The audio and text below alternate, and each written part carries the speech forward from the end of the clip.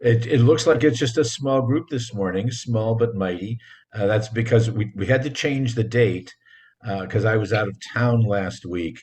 And this week, the executive board has their study session going, which I believe going on, and even in light of some of the events of the last couple days, they're probably having a more lengthy discussion about some issues. But and it's the last study session that Ruth Ann is running as president. So if they finish, some of them may be able to join us. But again, I'm going to give my my disclaimer and apology at the beginning that I don't know how long my voice is going to hold out. So I'll try to do the best that I can. And if we're a little abbreviated this morning, that so shall it be.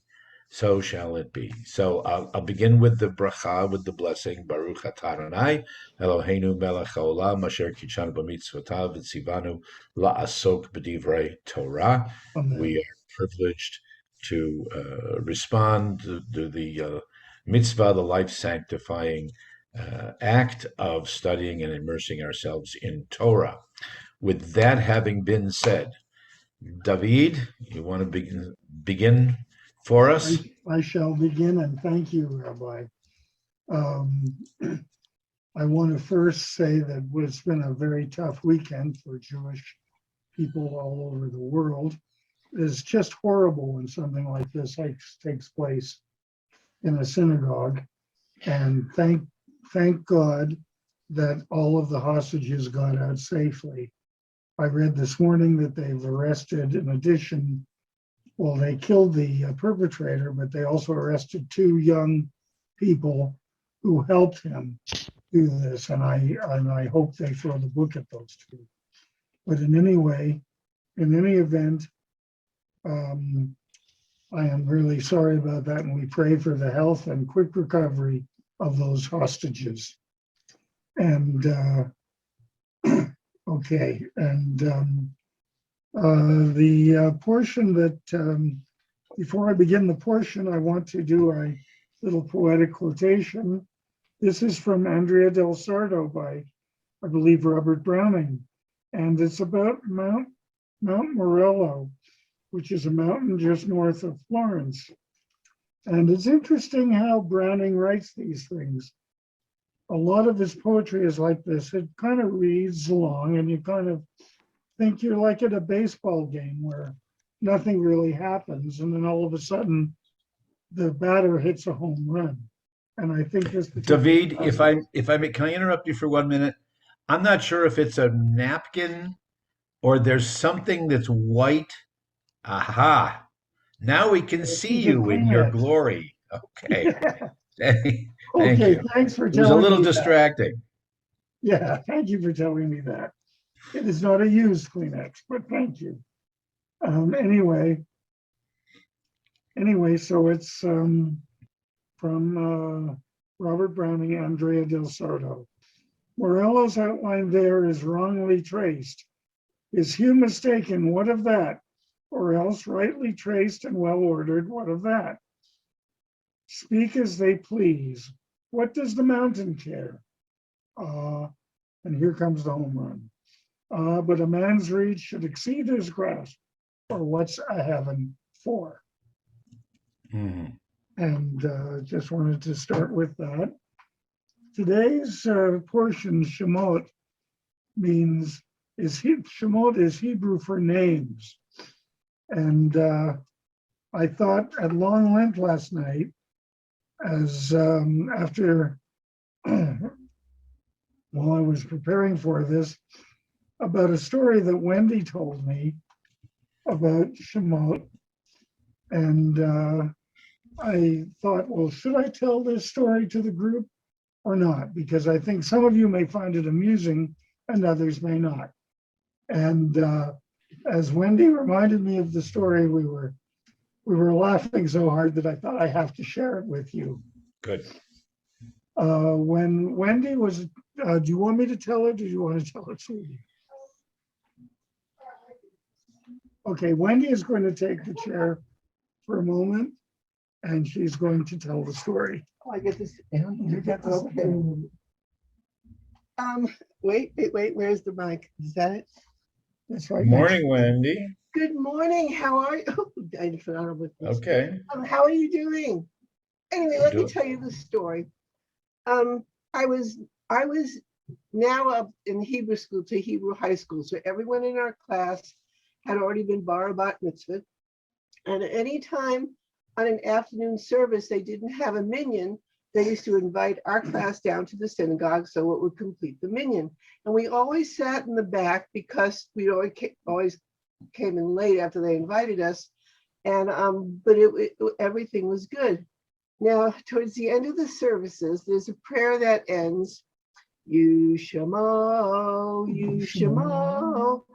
Anyway, now, this is what was happening for weeks and weeks and weeks. As they were singing that, the boys, it is boys, were going, you shmo, but nobody heard it because it was very soft. And then one day, the whole class just belted out, you shmo, you shmo. And the rabbi just stopped the service. He chastised us up one side, down the other, and said, you never do something like this. And he went on and on. It was just an embarrassing kind of a thing because we never meant for that to happen and nobody planned that. And so David and I were thinking, I bet the rabbi went home that day and said to his wife, it happened again. I mean, these are teenage boys. So I'm sure we were not the only class where people had started saying that. And you would know better than I, because that was the only synagogue I grew up with. So I don't know. Anyway, that was the story. Thank you for the story. And yes, I can verify that that kind of thing has happened in other synagogues as well. I told you. Yeah, it did not happen in ours, but I'm almost kind of sorry it didn't, because what it really shows is that, I mean, whereas Judaism is a very, very serious faith, and we take it very seriously, and as Wendy and I do right now, it's also can be very humorous. I believe that God himself had a sense of humor and has a sense of humor. And I have a feeling that when the rabbi went home that day and Mrs. Rabbi said, what's the matter? And he said, they did it again. I wouldn't be surprised if she chuckled herself, because this happens. Anyway, Shemot, Parashat Shemot. Shemot is Hebrew for names. It's the 13th weekly Torah portion in the annual Jewish cycle of the Torah reading, and it is the first, as we all know now, in the book of Exodus.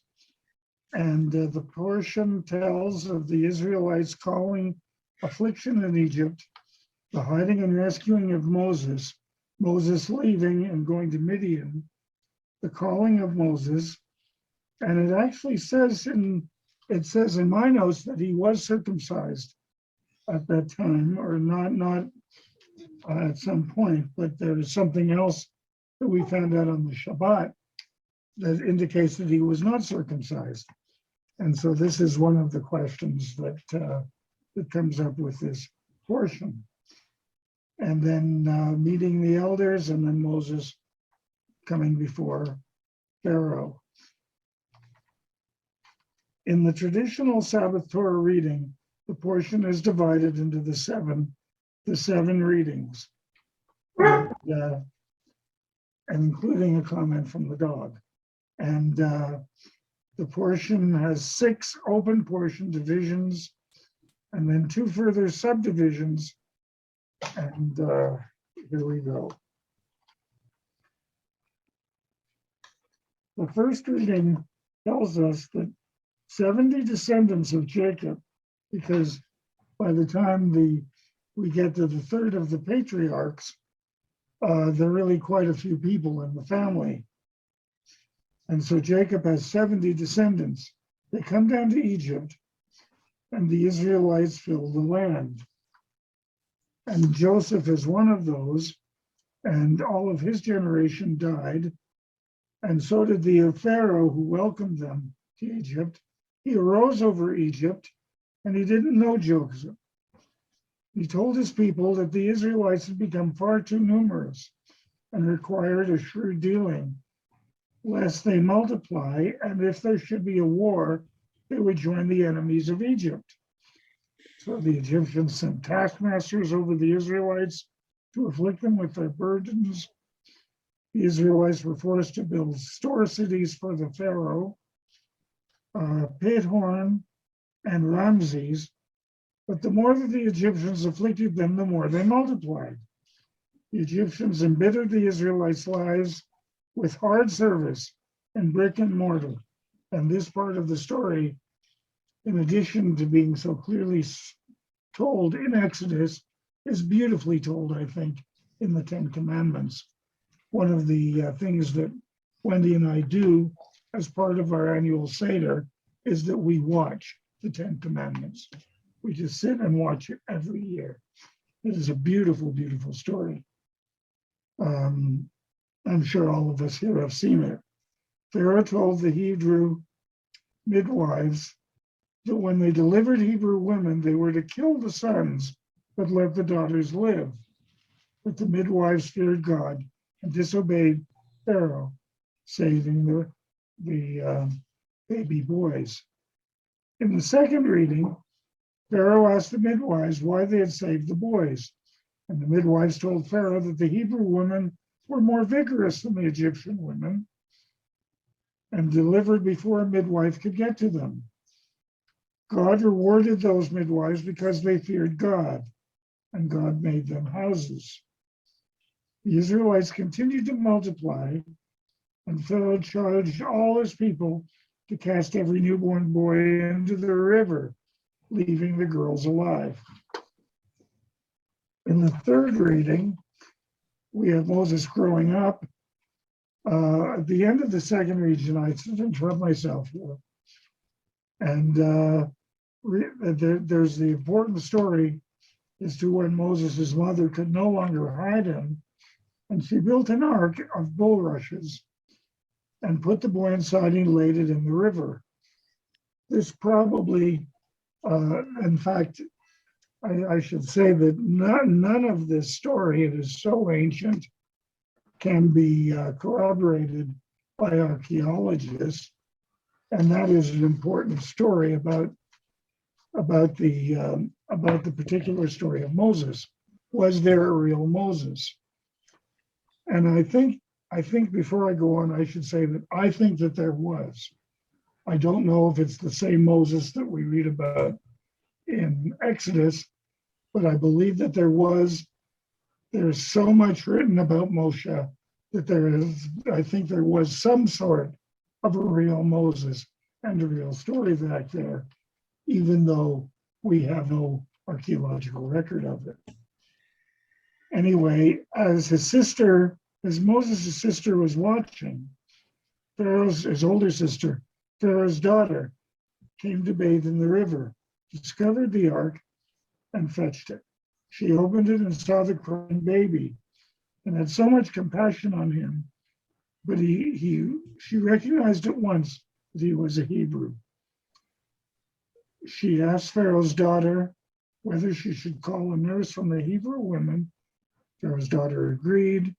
The girl called the child's mother, and Pharaoh's daughter hired her to nurse the child for her. The child grew, and Pharaoh's daughter hired her to nurse the child for her. And she called the child Moses because she drew him out of the water. In the third reading, as we were saying, Moses has grown up. He discovered the burdens of his people. And he saw an Egyptian, excuse me a moment.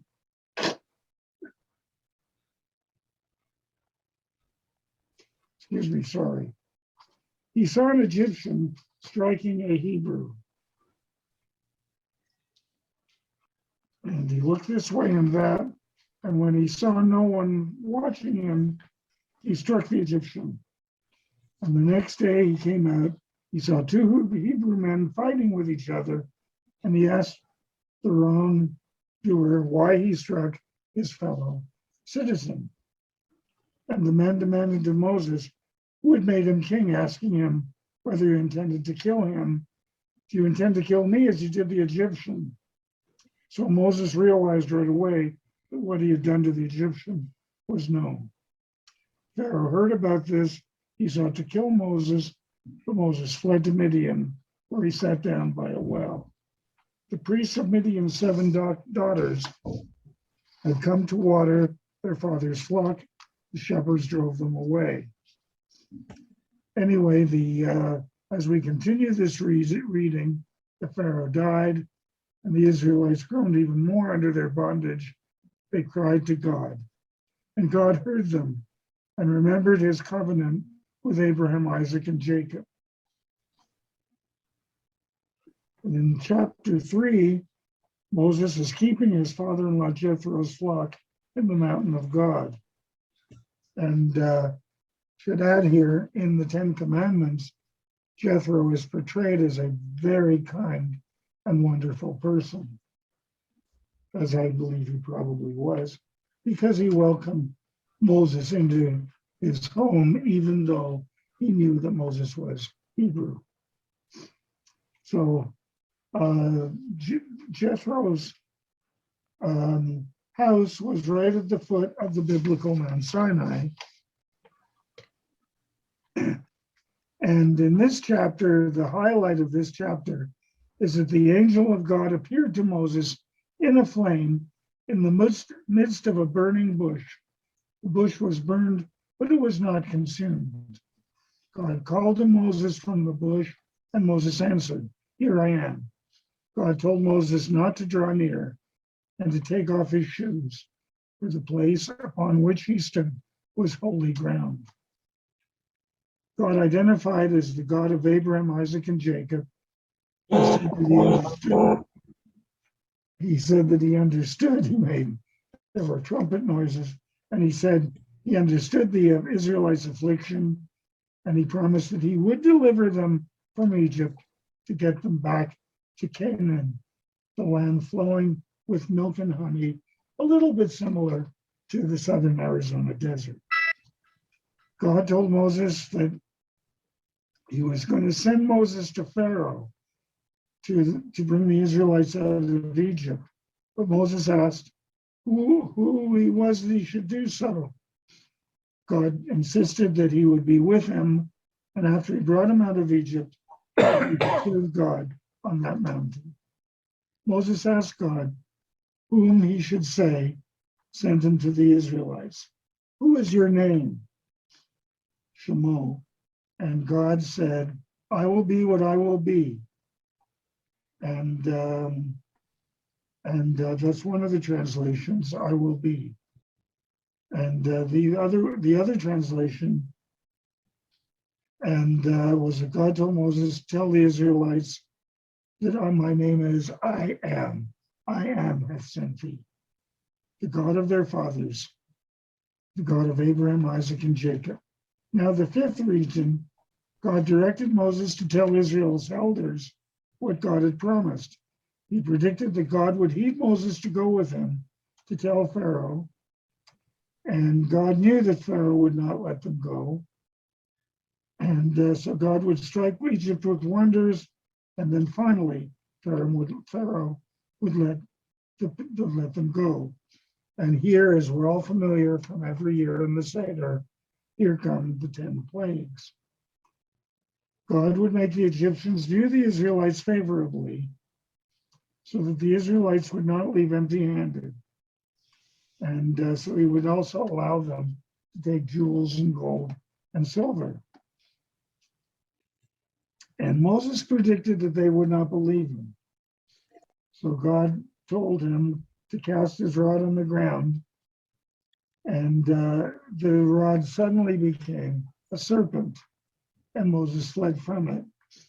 And the scriptural interpretation of the serpent probably harks back to Genesis, where the snake, rather than being this creature that just crawled along the ground, was a very intelligent creature. And So then Pharaoh starts to laugh because all of the staffs that his people had also turned into serpents. But then Moses' serpent ate all the other ones. I don't think that would have been very pleasant to watch. And Moses took it by the tail and it became a rod again. And in the sixth reading, Moses returned to Jethro and asked him to let him return to Egypt. And Jethro bade him to go in peace. And God told Moses that he would return. And the reason that he gave God was that all the men who sought to kill him were dead. Moses took his wife and sons and the rod of God and returned to Egypt. God told Moses to be sure to perform for Pharaoh all the wonders that God had put into his hand. God would harden his heart. He would not let the people go. And finally, there was this terrible last plague. Moses was to tell Pharaoh that Israel was God's firstborn son, and Pharaoh must let God's son go to serve him. And should he refuse, God would kill Pharaoh's firstborn son. And God sought to kill him. And then there's this famous line that we just studied on the Saturday sessions, that Zipporah took a flint to circumcise her son and touched his legs with it, saying that he was a bridegroom of blood to her. And so God let him alone. In the seventh reading, Moses and Aaron told Pharaoh that God said to let God's people go. They said that God had met with them, asked Pharaoh to let him go for just 3 days into the wilderness. Just let's try it, see, and sacrifice to God. And Pharaoh said no, that he's not going to do that. And he also said that I'm no longer going to provide you with Pharaoh to make your bricks, but to force them to go, to gather the straw for themselves. But they must, the tally of bricks must remain the same. People scattered. They were very angry with Moses. The officers met Moses and Aaron and accused them of making the Israelites to be abhorrent to Pharaoh. And the servants gave them a weapon to kill the people. And now we get to the end of the portion. I do want to say a little bit about the Haftorah. For the Ashkenazi, it is Isaiah 27, and the Haftorah both address how Israel could prepare for God's deliverance. Rashi, in his commentary on Isaiah, draws conclusions between the fruitfulness of Isaiah and Exodus chapter 1. The Sephardic Haftorah is Jeremiah the first, and they both report the commissioning of a prophet, Jeremiah in the Haftorah, but Moses himself in the portion. In both the portion of the Haftorah, God calls to the prophet resists, citing his lack of ability, but God encourages the prophet and promises to be with him. And on that basis, apologize for the length of this, but I now return the session to our wonderful and beloved Rabbi. Thank you. Well, thank you, David. So the portion of Shemot really is the prequel, okay, to what will be occurring now over the next certainly several chapters, the several portions, and the familiar stories from the Haggadah that we read on the Passover. And as we'll see, we're doing exactly what we are instructed to do. Since we were not there, we weren't eyewitnesses to all this, but we believe the eyewitnesses and we retell the story. And in some families and communities, we reenact some of these stories. So the second portion in the book of Exodus in Shemot is Va'era, beginning the 6th chapter of Exodus, that Moses now comes back to Egypt, and first meets with all of the children of Israel, all the Israelites.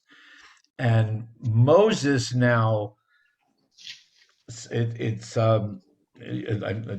I always see this like Moses is kind of the narrator, like at the beginning of the TV show. Previously on the story of Israel, this is what happened. So Moses tells the people that God appeared to him and introduced himself, whichever English words we want to use, um, as David was reminding us, as the Hebrews, Ehyeh asher ehyeh, I will be that which I will be. It's an amorphous, intentional. You understand that however you would like to understand it, but the Hebrew is the four-letter word for the name of God, the Yud He Vav He, which actually is the third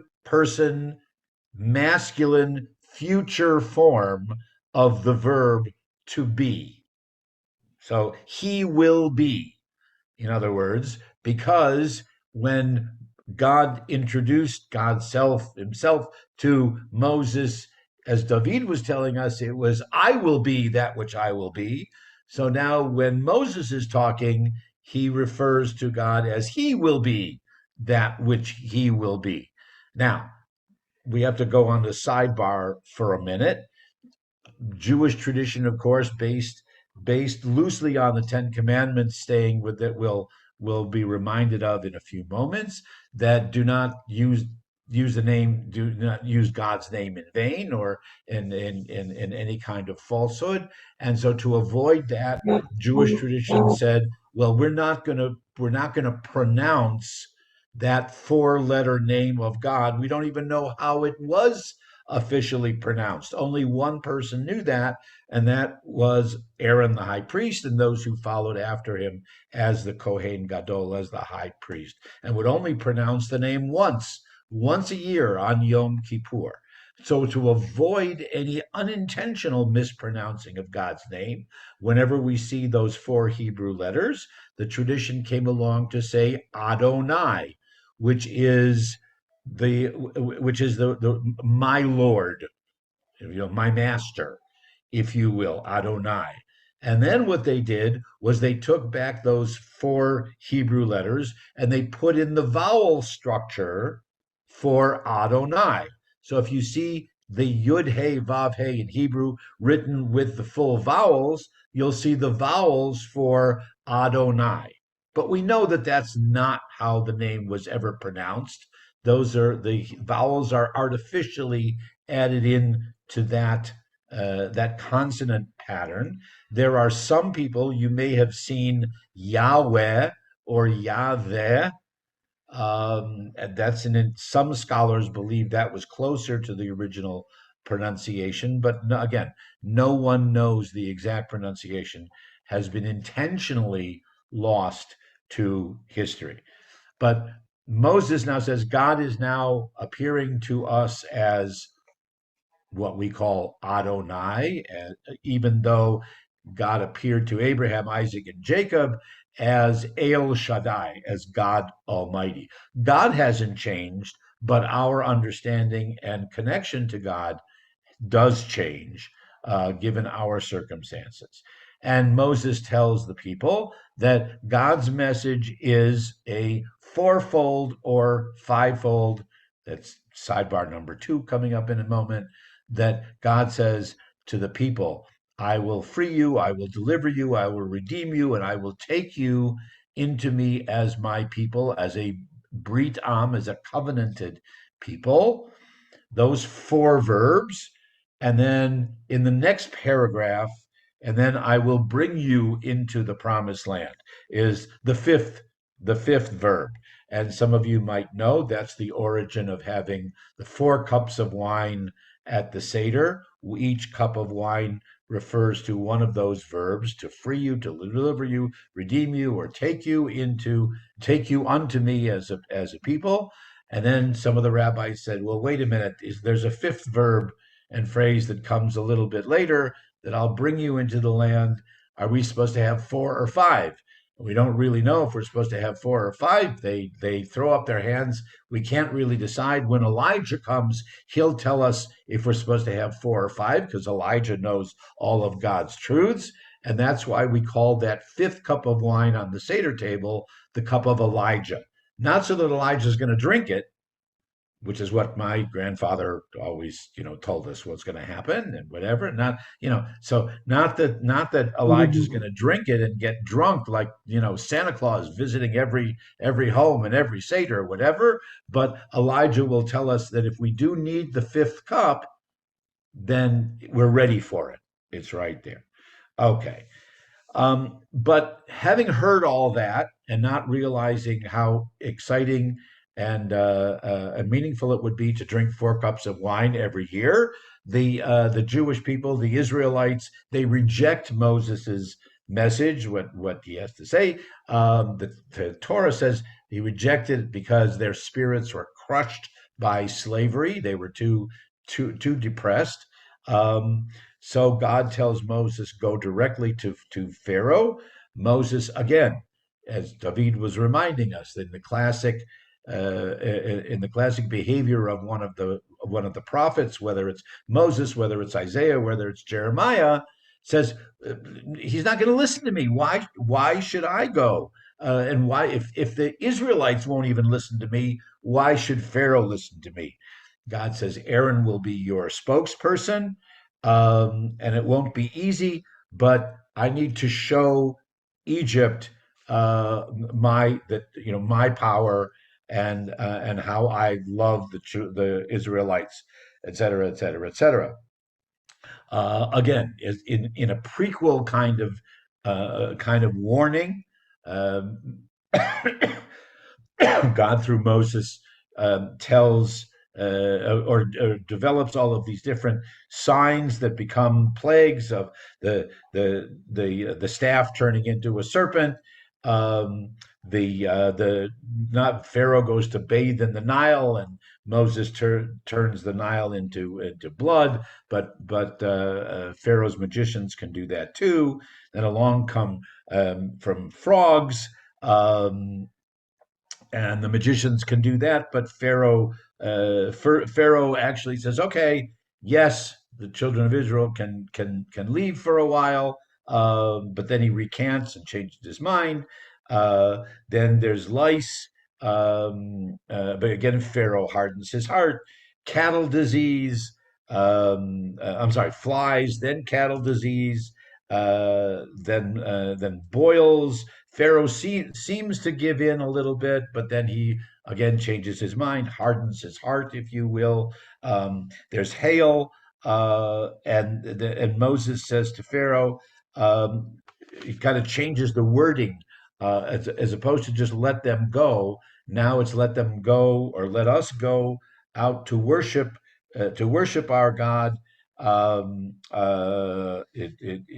if you don't let us do that, then God will truly prove that there is none else like again Adonai, like the Israelite God. That ends we get through the first seven of the plagues. That ends the portion of Va'era. Then we move into the portion of Bo, which means go. Actually, it means come, but to go or come into Pharaoh. God sends Moses and Aaron. How long will you refuse to listen to our message and do what God wants you to do?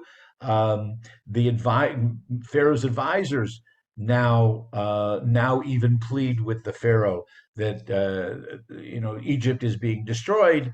What harm can it be? Let these people go out into the wilderness, worship their God, and then come back. Pharaoh asks Moses, who's going to go? And Moses says, well, we're all going to go. And Pharaoh then denies, no, we can't do that. Plague number 8 is the locusts. There's still a little bit of negotiations afterwards, but ultimately Pharaoh's heart is hardened. No, then 3 days of total darkness, and before the final plague, Moses tells Israel again, as we were as we were hinted at in the portion that David was talking about. Moses tells the Israelites to borrow objects of silver and gold from the Egyptians, and the Egyptians willingly let them do so, hoping that the Israelites will leave and that will cause all these plagues to stop. But no, they don't. And plague number 10, of course, then is the death of the firstborn of every species. Pharaoh finally says, "Go worship your God." Again, does Pharaoh is it Pharaoh's mindset that the people are only going to go out into the wilderness 3 days journey and worship God and then come back, or does Pharaoh understand that Moses is talking about the people going into freedom? Pharaoh says, when you go, bring a blessing from your God upon me also. The children of Israel leave in great haste, and they don't have time for their dough to bake. We know that story. Hence, we have the matzah. They leave at midnight on the 14th that's the full moon of the spring month of the month of Adar. As they leave, Moses tells the people to recall this night each year, to sacrifice a lamb.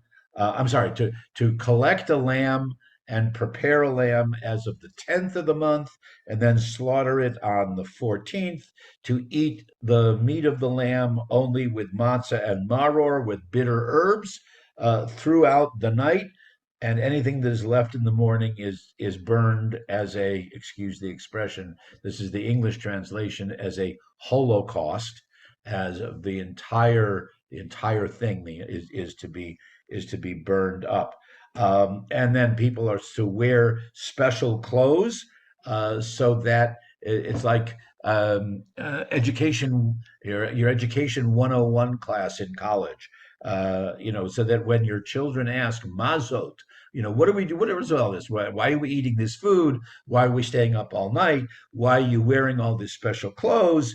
That when the children ask mazot, that what's so special about this ritual? Why are we putting blood on our doors, et cetera, et cetera, et cetera? That the parents are to describe to the children what Pesach, what the Passover, the angel passing over, was all about. That takes us through. I'm doing a quick summary here. That takes us through the portion of Bo. The next portion is the portion that we just had, concluding 2 days ago, Bishalach. Moses leads the people in a circuitous route. We're not sure why. The assumption is to avoid war with the Philistines, who were along the border near where the Gaza Strip is, and he led them down across the Nile Delta, into the Sinai Peninsula. There's a pillar of fire that leads them the front of the march by night, and a pillar of cloud by day. And again, it's as simple for those of us who live in the desert or have spent time in the desert.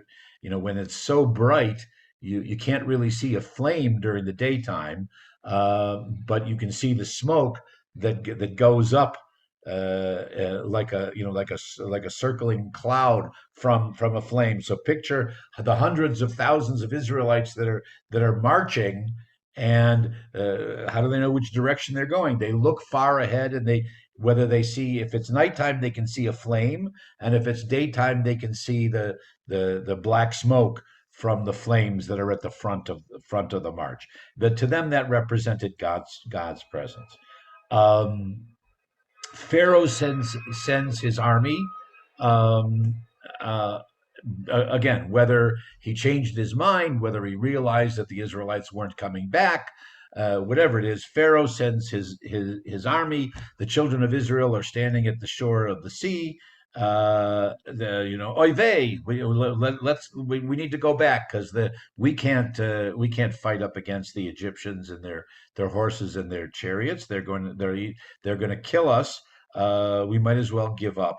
Um, Moses holds out his hand with a rod out over the water, and the people enter the water, led by one. The story is one fella by the name of Nachshon ben Aminadav, leads them into the water, and everybody follows along. Though God brings an east wind that splits the water. The children of Israel walk through as if it's on dry land. And then as they emerge safely, and the Egyptians start to enter the water also, and God causes the wind to cease. The waters on the right and the left come back over and drown the Egyptians and their horses and their chariots. The Hebrew said, as we pointed out at services on Saturday morning, the Hebrew says, "V'lo nishar ad echad," literally that no one remained, even one. But it also could be translated as only one of them remained. And the Midrash steps in and says, "Who's that one? That one is Pharaoh." And he survives. He doesn't go into the water. He just watches all of his soldiers and the horses and the chariots are all swallowed up in the water. Pharaoh remains. He survives and repents and accepts God's power, and he flees and goes to Nineveh, where he will encounter Jonah in a later story, and tell all the people of Nineveh, "Yes, I've seen the power of this Hebrew God, the Israelites' God. We better repent." And that becomes the story of Jonah. That's not the text. That's a midrash and commentary. So back to our actual text, the children of Israel safely have crossed through the Sea of Reeds, not the Red Sea, but the Sea of Reeds, Yam Suf. And as they come to the other side, they sing the song of Moses, the song that Miriam and the women lead all of them, that includes the the words that we have in our worship service every. It's not just on Shabbat and holidays; it's every day. It's a mi chamocha ba'eli maronai. Who is like you, O God, among all the gods that are worshipped? So the children of Israel now have several months of experiences in the wilderness, in the desert, that prepare them for the revelation at Mount Sinai. They travel to an area called Marah. Marah is similar to the Hebrew that we've encountered, maror, of bitter. So the water was very bitter. It was very brackish, and it certainly didn't quench anyone's thirst. They complain. God tells Moses to throw a certain piece of wood into the water, and the water sweetens and is now drinkable, and helps the people. They move on. They come to the wilderness of Sin. It's actually Tsin or Tzin, Sin. In English, you might see it as the wilderness of Sin, but that's a different kind of story. Then we don't go there. But in the wilderness of Sin, the people complain of hunger, and God sends first quail to. I guess we didn't have enough of them in Quail Creek, so they went over to the Promised Land, or at least to Egypt around there, or the Sinai. And then after the quail, then there's manna, um, which taste like honey wafers. And so, if you ever go on a hike led by any of the tour guides near Mount Sinai or in the peninsula, anywhere around there, the tradition that the Israeli tour guides, or probably the Egyptian tour guides as well, is that when you wake up in the morning, you get tea and a honey wafer kind of thing to symbolize this is exactly what the children of Israel ate on their wanderings, like the manna. Um, Moses tells them to collect this manna. Each person should collect an omer, which was a unit of measurement around the same size as a handful, or maybe two handfuls, that each person should collect, and save on the weekdays, and then so that they would have double portion for Shabbat. And that's the origin. Some of you may know that some people always have two loaves of challah on Shabbat, because on Shabbat the children of Israel had two servings, or two portions of manna. They went on then to Rephidim, where the people again said, "There's no water to drink. We're thirsty. We're hungry. Let us go back to Egypt. We had to work hard, but at least that there were provisions for us." And God tells Moses to strike a rock with his rod, and that would bring forth copious water, which is what happens. Moses, strikes the rock, following God's command. The place is then given the name of Massah and Meribah. Massah is a trial, or is an experience, and Meribah is a quarrel or an argument. But that particular place, or that particular oasis, is known, and even in Arabic it has similar names to this day. While they were encamped at Massah and Meribah, the Israelites were attacked by the tribes of Amalek. Joshua takes command as the military leader. Joshua fights them off, and the place becomes known as Adonai Nisi. God is my banner, or God has here demonstrated or given us a sign, a miracle. Remember that from Hanukkah, Nes Gadol Haya Sham, that there's a great miracle, a great experience, a great lesson was learned here. And then there's the ending phrase of God will be at war with Amalek throughout all the generations. And that would conclude Bishalach, last week's portion. We come to this week's portion, which again was foreshadowed, or foretold, actually, that David mentioned in what I call the Shmot, being the prequel, that Moses enlists the aid of his father-in-law, of Jethro, Yitro in Hebrew. Now we're not really sure, because the introduction had said that Jethro brought Zipporah, that's Moses's wife, and Gershon and Eliezer, that their two sons, that they had all gone with Moses back to Egypt. So that was said. But at the beginning of the portion of Jethro, now in the 18th chapter of Exodus, it begins by saying Jethro brought Zipporah and his grandsons Gershon and Eliezer to meet Moses in the desert.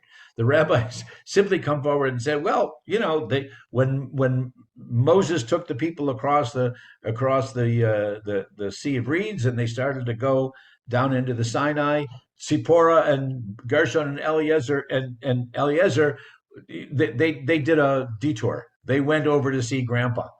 You know, they went to make a visit.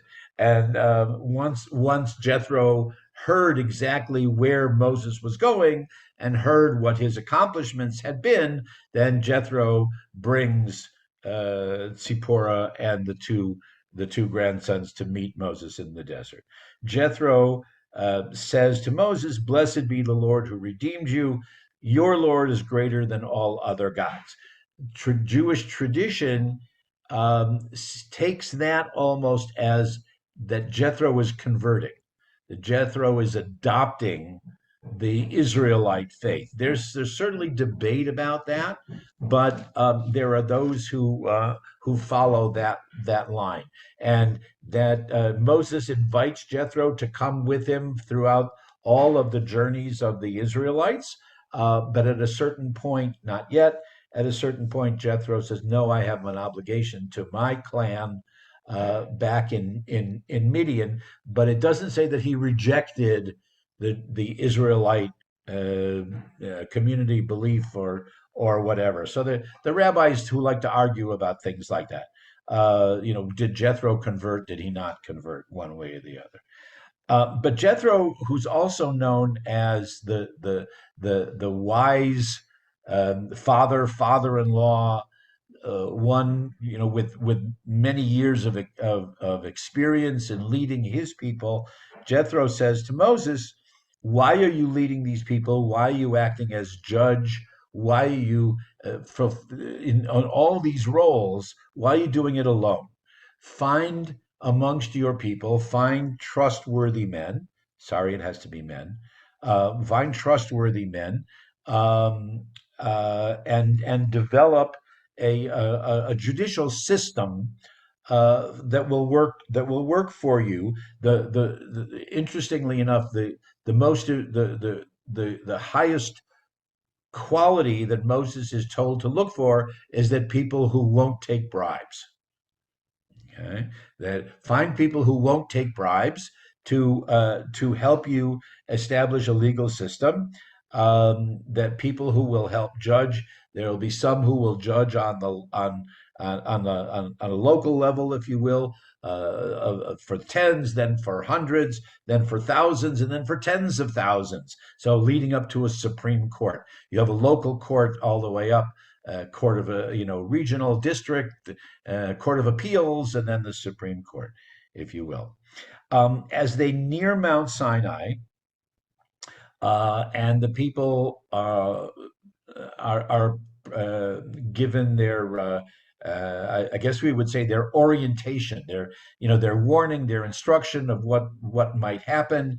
They're going to all be involved in nes or nisayon, in an experience, miraculous experience that with God, with Adonai, with Yahweh, again, however we want to pronounce that. And they will be taking 3 months to prepare for that. Their orientation session will be a 3-month period I'm calling it orientation. The text calls it of purification, of cleansing yourselves, not only physically but also from the experience of slavery. That slavery was the overriding mental gestalt, the mental approach to life that they had for 437 years, and now it's time to wipe that away, to cleanse that away, and approach new lives that are based on being free and being a holy people. According to the text, all the people announce unanimously that they are ready, and they proclaim kol echad, in one voice, unanimously, the famous phrase naaseh v'nishma. Everything that is asked of us, we will do, and we will listen. We would think again that it should be the other way around. We'll listen to what's being told to us, and then we will do it. But the people say naaseh v'nishma. We're going to agree. We're going to do what we need to do, as it is said. They 3 days later, they arrive at the base of Mount Sinai, also known as Horeb, or Horev, in tradition. In Arabic today, incidentally, Mount Sinai, or at least the one mountain that history, not archaeology, but history has pointed at. It's in the middle of the lower Sinai. The Arabs refer to it as Jebel Musa, as Mount Moses. And some of us have had, I know Steve Marin has, and some of us also who lived in Israel would have had the experience. I don't know, David, did you ever do the climb up to Mount Sinai, up to Jebel Yeah, Musa? yes, I did in You 1976. sleep at the base and then walk Yes, up in the morning, right yeah, past I'll never forget that. the convent. Right, yeah, Yeah, we saw a magnificent sunrise from the absolutely, summit. absolutely.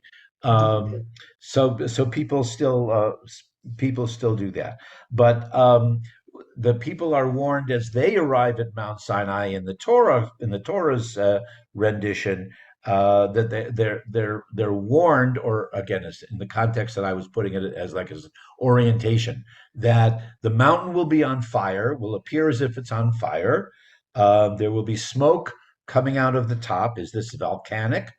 Probably in one sort or another, and that they will hear loud blasts, loud sounds that will remind them of the shofar blasts, and that they're prepared. And it's very important for later Jewish tradition, as we're going to mention in a few minutes. It's important in later Jewish tradition for for it to be acknowledged that all the people saw, that all the people were eyewitness. Maimonides certainly bases most of his theology, and rational theology, on saying that how can you deny the presence or the existence of God if there were so many eyewitnesses to God's presence amongst them at Mount Sinai. Um, so okay, the that's the that's the summary, if you will, of the Torah portion, and then I like to give you some insights from the questions and the teachings of my teacher Nachama Leibovich. I'm going to do this fairly quickly because my voice is tending to go. Um, so we mentioned that it's 49 days. It's 3 months or so, and you remember that from the first day, or from the second day actually, of Pesach to the festival of Shavuot, which means weeks, is 7 weeks. Okay, 7 weeks. One on the next day. In the Christian tradition, that's Pentecost, is 50 days after Easter. They make the same kind of counting. Um, but there the rabbis ask, why do we have to why they have to wait 49 days? Why they have to wait the 3 months or the 7 weeks for the revelation to take place? And there are two or three different rabbinic or midrashim that pick up on it. That God, or as the rabbis in the midrash refer to God as the Holy One, blessed be He, Hakadosh Baruch Hu. That comes from the same Yushmo, from the same version and whatever, the KBH as we write it in our rabbinic shorthand. Kadosh Baruch Hu, the Holy One, blessed be He. So God says, my children have not yet regained their vigor, their brightness, their optimism, nor their self-confidence after having experienced 437 years of freedom. So for them to wait an extra 3 months to regain, again, their vigor, their brightness, their optimism, and their self-confidence is worth it. And then the rabbis come in, and what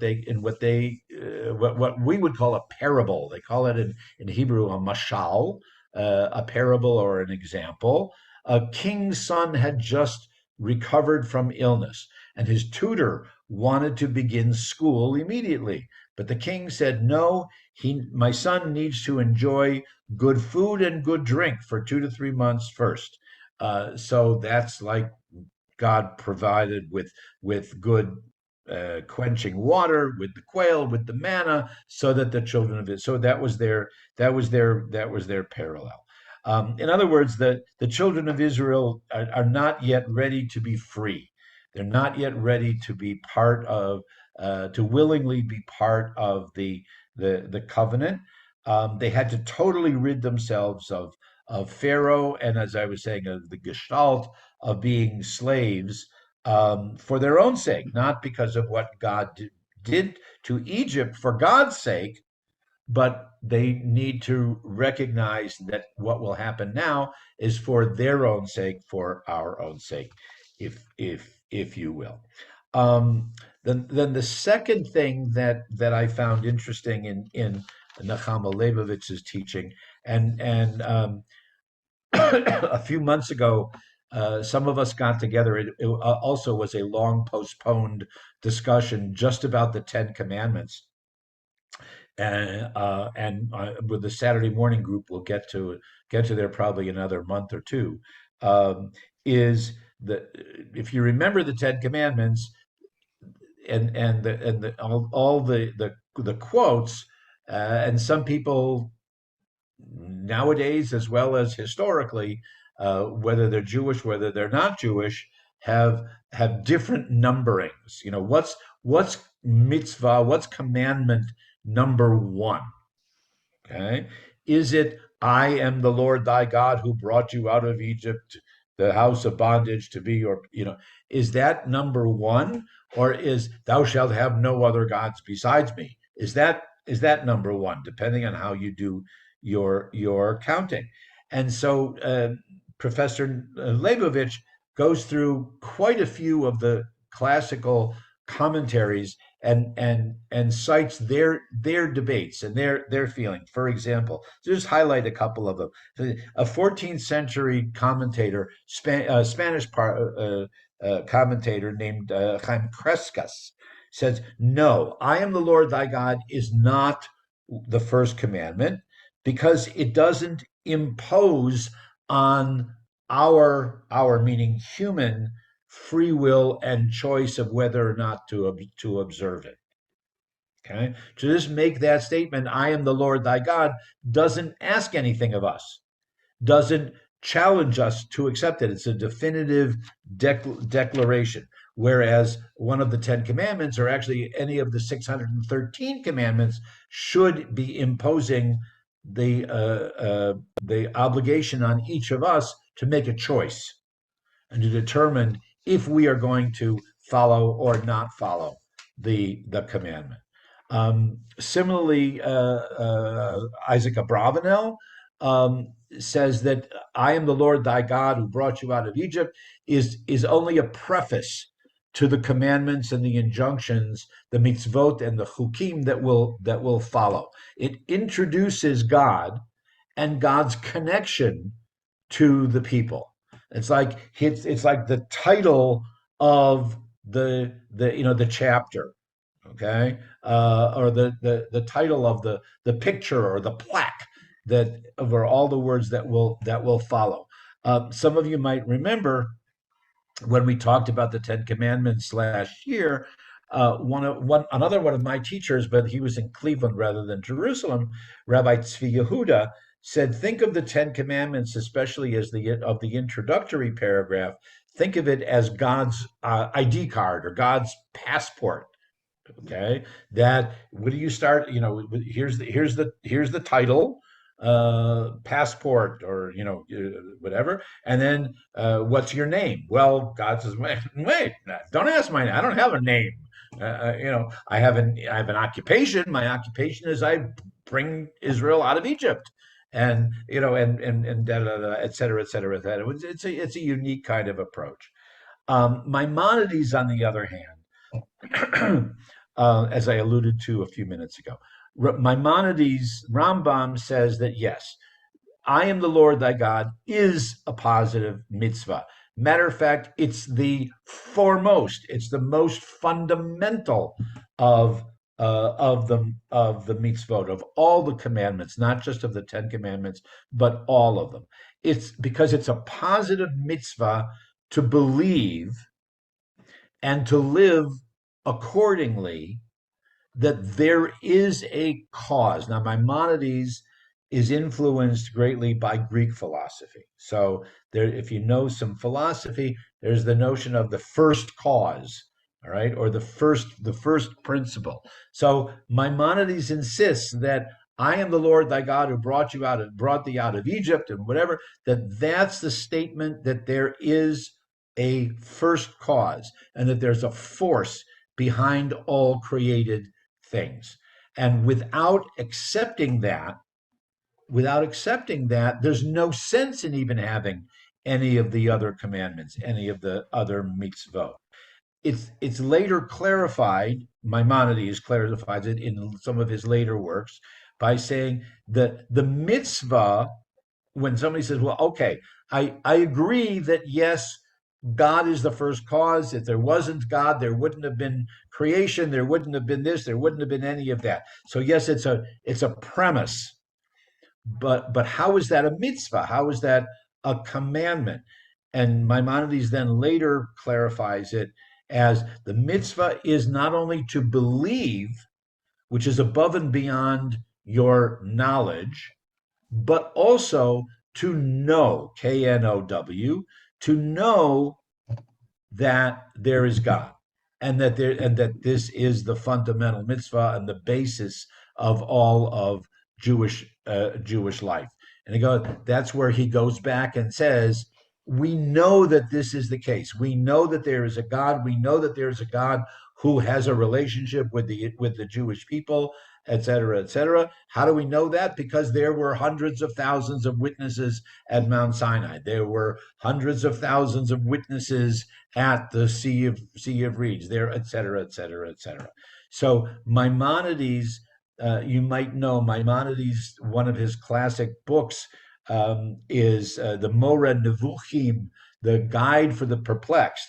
And the perplexed are those who question the relationship between faith and knowledge, between religion and science and whatever. And he goes into this whole, it's a fascinating book to learn from, that the connection between knowing something and believing something, knowing something based on I'm speaking to a scientist here down here in in my corner, but knowing something that's based on empirical evidence, eyewitness accounts, or being able to actually prove the theory, as opposed to a jump into faith, which is where I choose to believe even though I can't prove it. And that when you talk of God is the only situation where you have both. That you and both are valid, both are viable, both are credible. That either you can know that there is a God or you can choose to believe in a God. And both are powerful and both are authentic expressions of Judaism. That's a 3-sentence summary of Maimonides' guide to the perplexed, if you will. So with that, again, I'm going to have to kind of bring things to a close. With unless somebody has a major question, whatever. But Yes, I do. It's not oh, a go ahead, question. David, please. It's not a question so much as an addition. As you know, I try to find historical connections between our faith and what happened in the scriptures in the book of Exodus and what we can find out through science. And I'd like to just briefly mention the idea of the plague of darkness. And that's a particularly interesting one I've been working on for a while. And of course, 3 days of darkness is a bit of a stretch.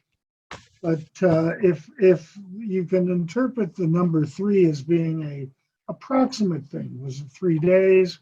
Was it 3 minutes? Was it 3 years? We really don't know.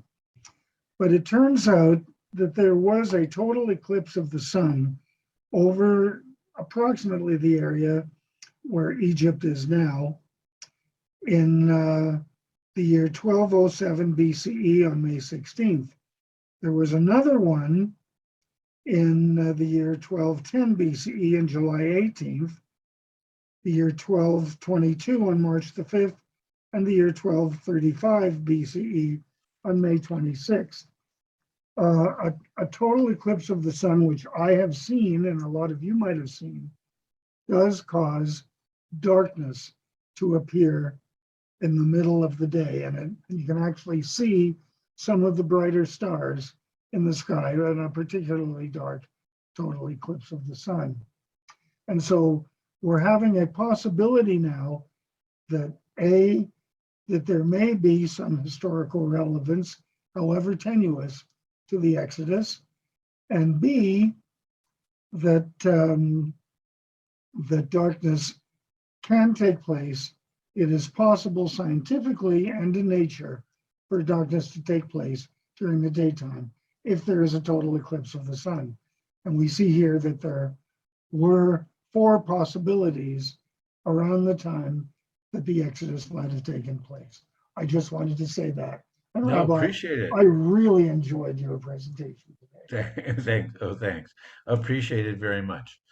Okay, everybody, and thanks to Bev and Les for stepping in to moderate for us today and push the correct buttons uh, and make it happen because I don't know how to do it. So